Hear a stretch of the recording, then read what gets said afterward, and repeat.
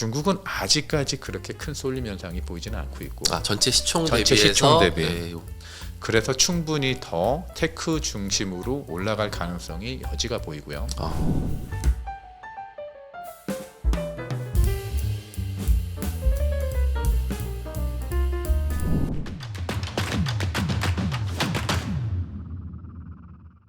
안녕하십니까. 여러분의 중투자 계량기 관시유 유준호입니다.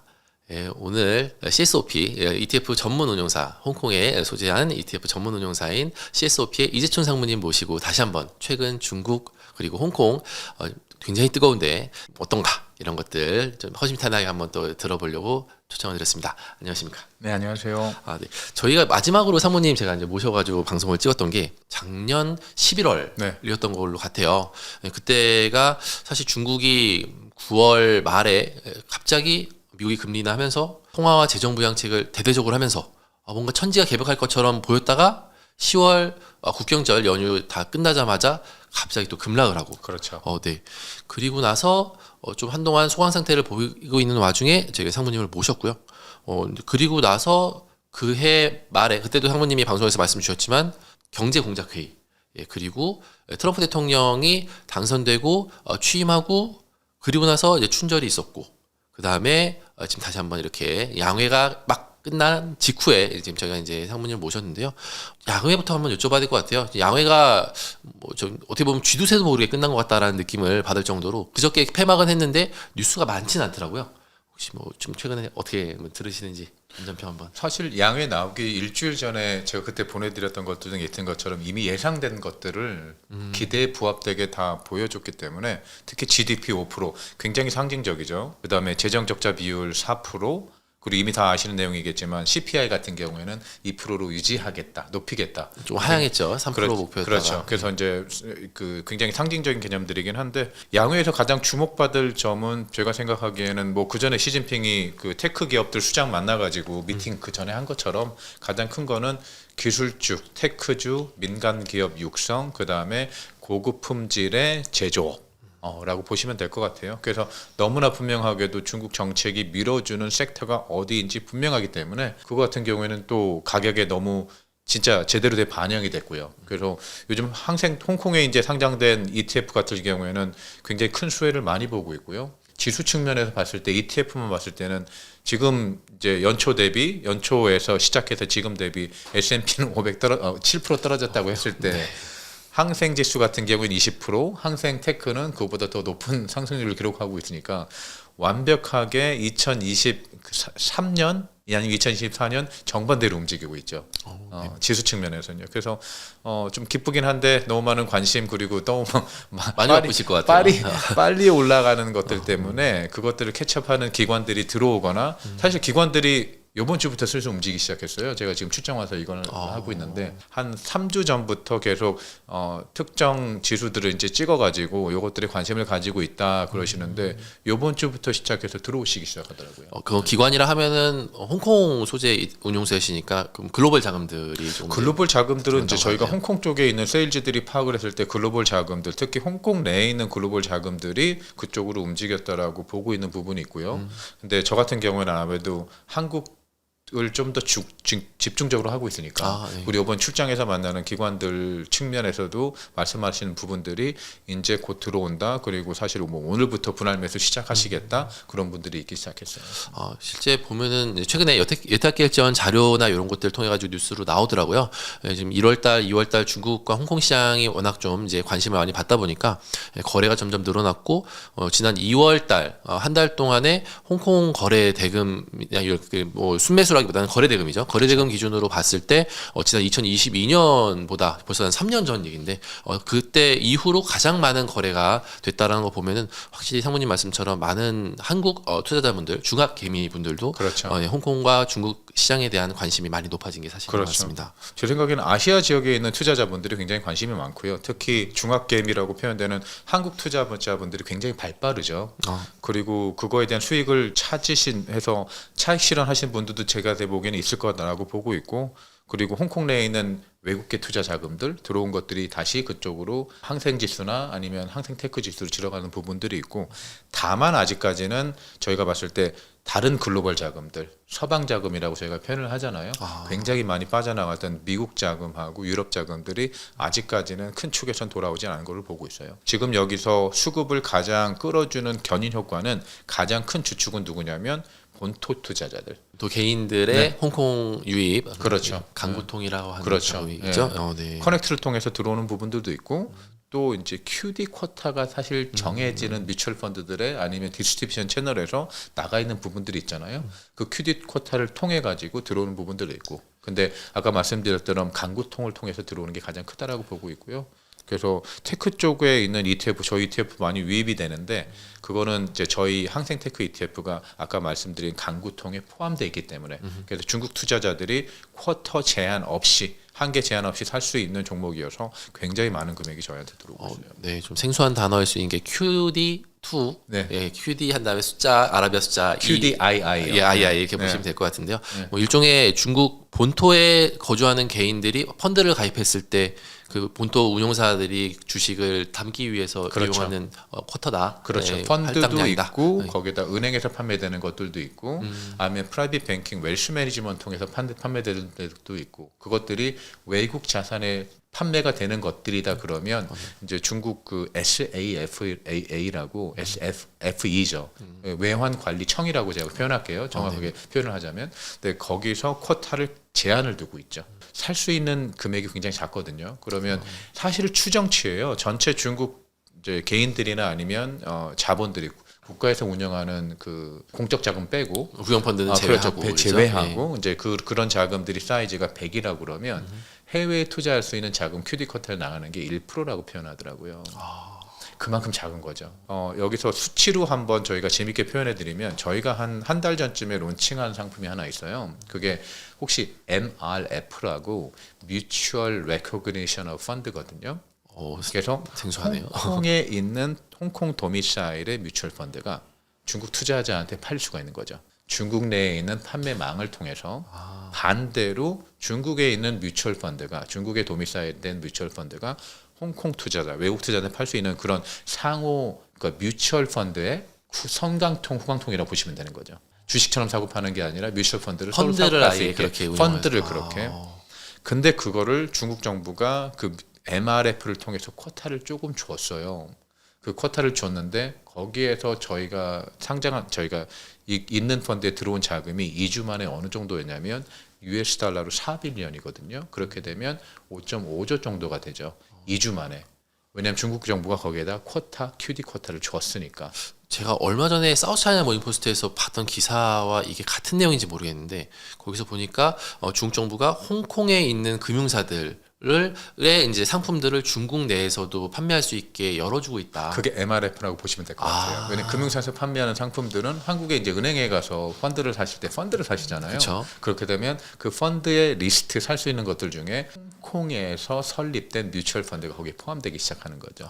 일부 종목들만 한정해서 그거는 이제 SAF에서 관리를 할 거고 쿼타를 정해질 거고. 그러면 저희 그 말씀드린 그 펀드가 그 밑에 하위 종목도 중요하잖아요. 뭐가 들어가 있는지. 그 펀드의 이름이 USDP예요. US 달러 denominated bond. 그러니까 US 달러 기본 통화로 한 채권들. 채권이. 그래서 거기에 60%가 미국 국채, 40%가 미국 회사채. 근데 거기에 중국 돈이 4.5조가 들어온 거죠. 그러면 저희가 중국을 대표하는 자산 운용 기관이 아니잖아요. 저희는 조그만 플레이 중에 하나니까 다른 JP 모건하고 이제 다른 이제 타 저희 경쟁사 차이나 MC 쪽도 그쪽 같은 성향의 펀드들이 있었는데 그쪽으로 다 같이 들어온 자금이 제가 추정했을 때는 20조 이상이 넘어간다고 보는 거죠. 이건 중국 본토 개인들의 홍콩 그리고 홍콩에 이제 판매되고 있는 그런 금융 상품에 대한 관심이 굉장히 뜨겁다. 그렇죠, 그렇죠. 실제로 저도 이제 최근에 강구통 자금들을 계속 체크를 하는데 사실 이게 이제 지난번에 3달 전에 저희 오셨을 때도 말씀 주신 것 중에 기억나는 게 중국 본토의 개인들이 강구통 그러니까 홍콩 상해와 선전 거래소를 통해 가지고 홍콩 주식 매수하는 양이 계속적으로 늘고 있고 거의 사상 최대로 늘고 있는데 시장이 안 움직인다. 그때는 그렇게 말씀을 주셨는데 지금은 보면은 항생테크 말씀하신 것처럼 연초 대비해가지고 테크 기준으로 했을 때는 지수가 고점까지 한 40%까지 올라갔다는 그렇죠. 조정 올라갔다 중에 지금 있거든요. 떨어졌죠. 네네. 네, 그만큼 이제 굉장히 많이 올라가 있는데도 불구하고 최근에도 여전히 200억 위안이니까 이제 원화 기준으로 한 4조 원 하루 그렇죠. 들어가는 금액이 굉장히 크고 역대 최대다 뭐 이런 얘기들도 이제 계속적으로 들려오는 거 보면은 이제 그런 최근에 많이 느끼셨던 그런 부분들이 실제 관심이 굉장히 뜨겁구나라고 그렇죠. 봐도 될 것 같습니다. 그래서 가장 중요한 포인트가 지금에서는 중국 리테일 투자자들이 돌아왔다. 그리고 그분들이 홍콩 주식과 중국 본토주 중에 이제 지금 핫한 이제 테크 쪽에 관련된 지수들 있잖아요. 네. 그거에 대한 거래량도 받쳐주고 있다. 이렇게 보시면 되죠. 실제 이제 본토는 이따도 말씀드리겠지만 항생테크나 홍콩 주시장이 올라간 거에 비해서는 제가 가끔 이제 CSI 300으로 나오는 차트도 보여드리지만 지수는 사실 거의 움직인 게 없거든요. 네. 근데 그럼에도 불구하고 하루의 거래의 40% 이상이 소위 이제 TMT라고 하는 말씀하셨던 그런 소위 AI나 그런 관련돼 있는 테크, 뭐 로봇도 포함일 수 있겠고요. 이제 그런 쪽으로 해가지고 쏠림이 굉장히 심하다. 그래서 이제 중국도 본토 시장 같은 경우 양극화가 굉장히 큰 상황인데, 그렇죠. 그러다 보니까 요즘 뭐 저도 그렇고 이제 가끔 들려오는 게 단기적으로 너무 빨리 온 거 아니냐. 그 기업들 면면을 봤을 때는 아무래도 성장주 계열이고 밸류에이션이나 이런 것들을 체크했을 때 조금 비싼 게 아닌가라는 생각이 들 수도 있는 그런 상황인데 그러다 보니까 다들 좀 헷갈려 하시는 것 같아요. 상무님께서는 혹시 어떻게 보시는지? 아주 단기 과매수 구간이 있었죠. 그리고 지난 한 일주 정도의 이제 단기 장중 조정도 보여줬었고, 있었죠. 그다음에 조정이 된다는 날도 있었고, 근데 다시 회복하고 있었잖아요. 네. 그 당시에 이제 벌어졌던 일은 미국 증시가 굉장히 상반된 움직임을 보여주고 있었죠. 그래서 미국 증시가 그렇게 많이 떨어졌을 때는 사실 전 세계 증시가 영향을 받거든요. 그 다음 날. 근데 중국 증시는 그거를 버틸 수 있는 체력도 보여줬고, 제가 봤을 때는 그게 수급이 굉장히 개선돼 있다. 지난보다. 그리고 아까 말씀하셨던 CSI 300하고 항생테크를 기준으로 봤을 때 그 기업들이 중국 내에서 영업 활동을 하지만 분야가 다르잖아요. 인더스트리 자체가 다르니까. 그래서 테크 관련된 기업들에 대한 쏠림 현상이 있다라고 보고 있고요. 사실 M7도 테크 관련 현상 쏠림, 특히 AI 관련해서 쏠림 현상이 너무 심했었죠. 미국의 M7 그렇죠. 말씀이시죠? 미국 M7. 이제 S&P 500 같은 경우에 작년 같은 경우에는 M7이 거의 몇 프로죠? 굉장히 높은 퍼센티지를 차지하면서 움직일 정도로 중국은 아직까지 그렇게 큰 쏠림 현상이 보이지는 않고 있고 전체 시총 전체 대비해서 시총 대비. 그래서 충분히 더 테크 중심으로 올라갈 가능성이 여지가 보이고요. 거기에 플러스로 저밸류에이션 뭐 너무나 이미 많이 강조를 했기 때문에 그건 얘기하면 귀만 아프고요. 그죠? 세 번째로 제일 중요한 건 시진핑이 특히 양회에서도 발표했듯이 그리고 그 많은 미팅과 발언을 하면서 발표했듯이 민간 기업 특히 테크 기업에 대한 부양을 아니면 지원을 해주겠다. 그렇게 세 박자가 맞아지면서 저는 테크 관련 지수들 항생테크를 대장주 중심으로 삼형제라고 표현하고 싶거든요. 항생테크 그다음에 심천에 있는 차이넥스트 치넥스라고도 하기도 하죠. CATL이 상장돼 있는 대표적인 시장이다. 그리고 상해에 상장돼 있는 스타 50, 과창 50이라고 그렇죠. 합니다. 네. 그런 것들이 어떻게 보면 큰 테크 대형주로는 항생테크가 가장 움직여주겠지만 더 성장 가치가 있는 기업들이 나머지 두 개. 스타 50 보드하고 그 다음에 차이넥스트에 있기 때문에 스타 50 같은 경우에는 특히 AI 중심, 칩 메이커 중심, 또 그리고 중국의 엔비디아라고 불리는 기업도 거기에 들어가 있잖아요. 그런 기업들이 있고 차이넥스트 같은 경우에는 전기차 쪽에 배터리 쪽에 좀 강세를 보이고 있어가지고 테크주 쪽으로 굉장히 긍정적으로 생각하고 있어요. 실제로 이제 중국이 처음에 테크라고 하면은 예전에 같은 경우는 배터리, 특히 배터리가 중국이 2022년 상반기, 하반기 해가지고 폭발적으로 한번 움직였었고, 그 다음에는 반도체 굴기 그리고 이제 AI로 해가지고 계속적으로 조금씩 수급이 있었지만 최근 같은 폭발적인 움직임은 사실 없었거든요. 그런 부분에서는 충분히 좀 더 기대를 해봐야 될 것 같다라는 관점으로 말씀을 주셨고, 근데 이제 상대적으로 중국이 이번 양회에서 이제 얘기했던 것들이 기술, 특히 이제 딥시크로 어떻게 보면 그렇죠. 처음에 이제 이게 시작을 해서 그때부터 많은 관련돼 있는 섹터들의 상승이 가파르게 진행이 됐던 건데 양회에서 저 내용들을 보면은 테크는 당연히 굉장히 많이 강조를 했고, 근데 한편으로는 그 양회 도중에 중국의 인민은행장 그리고 재무부장 그리고 이제 증감이 주석 이제 이렇게 경제 관련돼 있는 주요 인사들이 나와가지고 인터뷰를 할 때 강조했던 부분이 테크와 소비를 금융 섹터에서 금융 부분에서 적극적으로 지원하겠다. 이렇게 언급을 했던 게 사실은 저는 굉장히 많이 와닿았었거든요.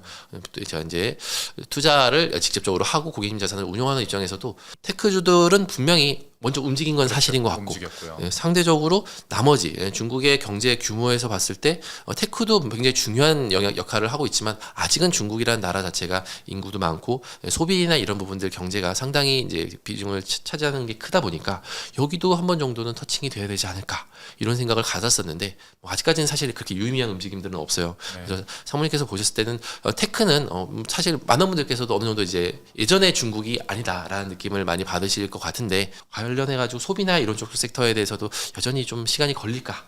어떻게 생각하시는지 좀 궁금해요. 아직까지 불안한 요소죠. 걸림돌이죠. 그리고 테크에서 상승된 것들이 다른 CSI 300, CSI 300 같은 경우에는 우선 중국 업종의 대장주들이 모여있다라고 보시면 될 것 같고 CSI 300으로 전이 될 것이냐 아니면 가장 큰 A50으로 전이 될 것이냐 소비가 받쳐줘야 된다고 생각하고 경제 지표가 올라가야 된다고 생각하고요. 그거에서 가장 효과적인 방법은 추가적인 재정 부양책, 통합 부양책이죠. 양회에서도 얘기하긴 했지만 5% 아까 말씀드린 그 상징적인 5%, 4%, 2%를 맞추기 위해서는 다른 방식으로 구체적인 게 나오기 시작할 텐데 아직까지는 구체적인 걸 내놓지는 없어요. 네. 그게 그 헤드라인으로만 움직였고 그 다음에 구체적인 건 나오지 않았는데 제가 요즘 최근에 중국에서 나오는 소식들을 보면 중국에 있는 그 각 부서의 수장들이 다시 한번 발언을 많이 하기 시작했어요. 예. 뭐를 촉구한다. 그 다음에 우리는 좀 긴급하게 움직여야 된다. 그 모든 것들에 대한 것들은 경제 발전이죠. 그리고 경제 안정, 소비 부양이죠. 이런 기치 아래 다른 것들에 대해서 회의마다 이제 그런 발언을 하고 그것들이 뉴스를 나오는 걸 보면 약간 데자뷰 같아요. 어떤 때 데자뷰냐면 예전에 테크 기업 때리기 시작했을 때 테크 기업 때리지 말아야 된다. 부흥시켜야 된다. 계속 발언들을 한 달 정도 이어지다가 그때 각 부서에서 구체적으로 뭔가 하나씩 내놓기 시작했죠. 네. 그리고 그게 계속 반복됐거든요. 그리고 테크 때려지 그 다음에 양회에서도 비슷한 내용들이 반복됐고 그게 발현된 것들이 9월달에 기준일이나 큰 식으로 움직였기 때문에 더 구체적인 부양책들이 제 생각에는 시기를 얼마나 빨리 잡으면 모르겠지만 중국은 항상 좀 늦잖아요. 제가 있을 때 많이 느끼고 있습니다. 발언하고 그날 바로 나오면 좋은데 그렇지 않고 한 달 정도를 기다리니까 그래서 근데 그런 것들이 테크주가 계속 온전하게 움직여주면서 이 상승을 그대로 유지해주면서 다른 경기 부양에 대한 부양책들이 구체적인 게 나와주기 시작하면 그때는 새로운 촉매제로 작용할 것이다 라고 저는 생각하고 있어요.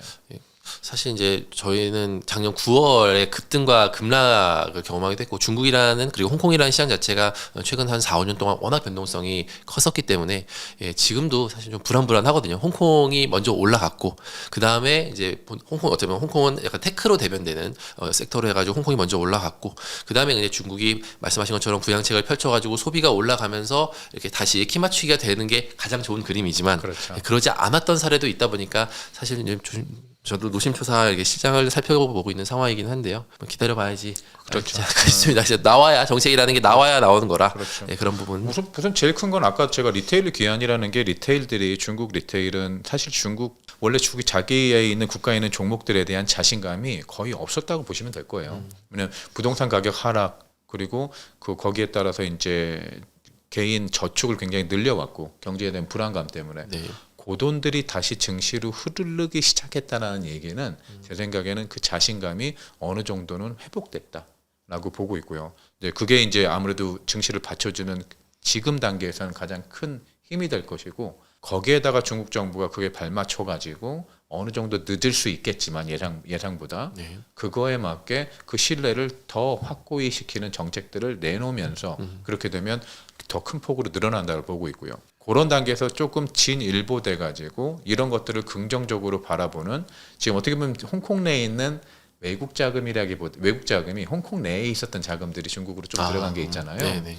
그게 아닌 실제로 다른 서방의 외국 자금들이 홍콩 쪽으로 유입돼서 아니면 본토 쪽으로 통해서 유입되면서 그 자금들이 받쳐준다 그러면 이거는 롱온리 펀드들이 quiet money 아니면 오래 갖고 가는 펀드들이 가져가기 때문에 변동성도 줄어들면서 이제 옮길 거라고 이제 그런 시나리오를 한번 그려보거든요. 아, 네. 근데 항상 저희가 몇 년 동안 그런 시나리오를 그려봤는데 기대하지만 예. 요번에는 그래도 상승하는 폭이나 거래량이나 리테일들을 들어오는 걸 보면 그 가능성은 조금 더 높아 보인다라고 생각하고 있어요. 네.